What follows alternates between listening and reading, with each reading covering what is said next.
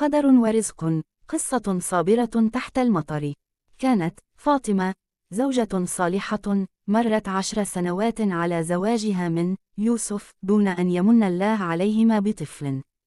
في مجتمعهم الصغير كان عدم الإنجاب وصمة خفية، وكانت حماتها وشقيقات زوجها يجدن في كل تجمع عائلي فرصة لرميها بعبارات لاذعة، وكأنها هي من تملك مفاتيح الأرزاق. كانت كلمتهم السامة تتكرر دائما: يوسف يستحق أن يكون له نسل. ما نفع المرأة التي لا تنجب؟ كان يوسف يحب فاطمة ويقف في صفها، لكنه كان ضعيفا أمام ضغط والدته المستمر، خاصة بعد أن أنجب أخوه الأصغر عمر وزوجته ليلى توأما، ولدا وبنتا، وأصبح البيت يعج بالحياة التي حرمت منها فاطمة. الهدية التي غيرت كل شيء. في إحدى الليالي الشتوية الباردة اشتد المرض على ليلى زوجة عمر، فأصبحت غير قادرة على رعاية التوأم الوليد. جاءت الحماة بقرارها الذي كان مفاجأة صادمة للجميع: يا فاطمة، خذي الطفلة التي سموها نور وربيها. ابن عمر وزوجته لا يقويان على رعاية طفلين وهي مريضة. لديك متسع من الوقت والفراغ، فربما يملأ هذا الفراغ. لم تكن الكلمات خالية من الحقرة، ولكن فاطمة رأت في عيني الطفلة الصغيرة نور، بصيص أمل. وافقت فورا، واحتضنت الطفلة بكل حنان الأمومة المكبوتة. تحول البيت الذي كان خاليا إلى واحة دفء وحركة. تعلقت نور بفاطمة تعلقا عجيبا، وأصبحت فاطمة أمًا بكل ما تحمله الكلمة من معنى، تنسى الإهانات وسط ضحكات الطفلة. تغيرت نظرة يوسف لفاطمة، فرأى فيها الأم التي طالما حلم بها. حتى أقاربه شعروا بالخجل قليلا من قسوتهم عندما رأوا إخلاصها في رعاية الطفلة. المعجزة المزدوجة. لم يمر عام كامل على وجود نور في حياة فاطمة ويوسف، حتى بدأت فاطمة تشعر بأعراض غريبة. خوفا من آمال كاذبة لم تخبر يوسف في البداية. عندما أكد لها الطبيب الخبر، لم تستطع أن تصدق، لقد كانت حاملا. كان الخبر كالصاعقة السعيدة. سجدت فاطمة شكرا لله على رزقها بعد كل هذا الصبر، ويوسف لم يتمالك نفسه من البكاء. الجميع في العائلة صدموا بالخبر، خاصة بعد تشخيص الأطباء السابق بأن الإنجاب شبه مستحيل. أنجبت فاطمة طفلتها الجميلة التي أسمتها يقين. صارت فاطمة أمًا لفتاتين، إحداهما منحتها إياها يد القدر لتفتح لها باب الرحمة، والأخرى جاءت بفضل إيمانها وصبرها. النهاية المشوقة. الكشف المذهل. بعد مرور 3 سنوات، كانت فاطمة ويوسف ونور ويقين عائلة مثالية.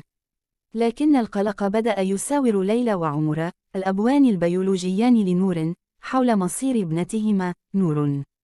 وفي حفل عيد ميلاد يقين الرابع، حدث ما لم يتوقعه أحد. وقفت الحماة والدة يوسف وعمر لتتحدث عن رزق الله وكرمه على فاطمة بعد صبرها. وفجأة نهض عمر الأخ الأصغر ليعترف أمام الجميع بصوت مهزوز: أيها الأهل، قبل 4 سنوات عندما قررنا إعطاء نور لفاطمة، لم تكن ليلى مريضة كما ادعينا، بل كان القرار سببه الطمع. كنا نظن أن فاطمة ويوسف لا ينجبان ولن يكون لهما ورثة، فأقنعنا أمي بأن نجعل ابنتنا نور هي وريثة يوسف وثروته، وهكذا يبقى المال في العائلة بعد وفاته. أخذنا ولدنا ليكون وريثي أنا، وأعطيناهم نور وربطناها بهما على أمل أن تؤول إليها ثروته. لقد ظلمنا فاطمة مرتين، مرة بالحقرة، ومرة باستغلال عاطفتها كأم. ساد الصمت المطلق. انهارت الحماة باكية واعترفت بتفاصيل الخطة. صدم يوسف بوالدته وأخيه، وشعر بالخجل من نفسه لأنه لم يدافع عن زوجته بما فيه الكفاية. أما المشهد الأكثر إثارة، فقد توجه عمر بخطوات مترددة نحو فاطمة ليعتذر، ويطلب أن تعود نور إلى حضنه الآن وقد أنجبت فاطمة طفلتها الخاصة يقين. نظرت فاطمة إلى نور التي كانت تحتضنها بقوة، ثم نظرت إلى يقين التي تلعب بهدوء بجانبها. ابتسمت فاطمة ابتسامة هادئة، وقالت بكل قوة وهدوء هز أركان المنزل: أنا لم أربي نور لأعطيها ورثا، بل ربيتها لأني رأيت فيها رزقي الذي طال انتظاره. واليوم، وبعد أن رزقني الله باء يقين، أقول لك يا عمر: لقد أخذت نور لأكون لها أمًا، لا لأكون لها مجرد حاضنة. نور هي ابنتي، وأخت يقين. الرزق الحقيقي هو المحبة، ولن أغلق بابًا فتحه لله بنفسي. يمكنكم اليوم أن تأخذوا كل ما تظنونه ورثًا، لكن نور لن تعود إلى حضنكم، لأنها لم تعد تعرف حضنًا غير حضني. فاطمة، التي كنتم تحتقرونها لأنها لا تنجب، أصبحت اليوم أمًا لفتاتين، إحداهما ربيتها فأنجبت لي الأخرى. عدالة الله سبحانه وتعالى لا تحتاج لخططكم البشرية. عاش يوسف بعدها في ندم عميق على شكه وعجزه، وعوض فاطمة عن كل ظلم تعرضت له، بينما عاش عمر وليلى في مرارة كشف خطتهم وفقدان نور التي أصبحت جزءاً لا يتجزأ من عائلة فاطمة.